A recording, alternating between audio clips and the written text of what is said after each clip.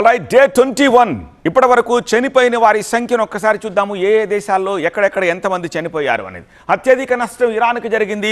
ఇరాన్లో 1500 మందికి పైగా చనిపోయారు. 1500 అఫీషియల్ నెంబర్గా తెలుస్తోంది.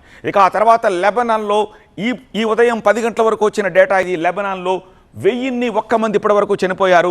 లెబనాన్లో హిజ్బుల్లా మిలిటెంట్స్ని టార్గెట్ చేసుకుంటూ ఇజ్రాయెల్ జరిపిన దాడుల్లో లెబనాన్లో 1000 మంది చనిపోయారు.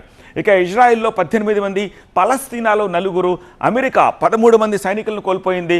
అలాగే సిరియాలో 4, జోర్డాన్లో 28 మంది, ఇరాక్లో 60 మంది, కువైత్లో 6, సౌదీలో 2, బహ్రెయిన్లో 2, ఖతార్లో 16, యునైటెడ్ అరబ్ ఎమిరేట్స్లో 8, ఒమన్లో 3 చనిపోయారు.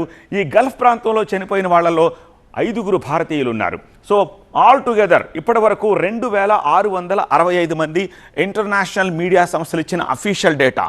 వేరాజ్ 20,000కు పైగా ఇరాన్లో ఇంజూర్ అయ్యారని చెప్పి కూడా చెప్తున్నారు.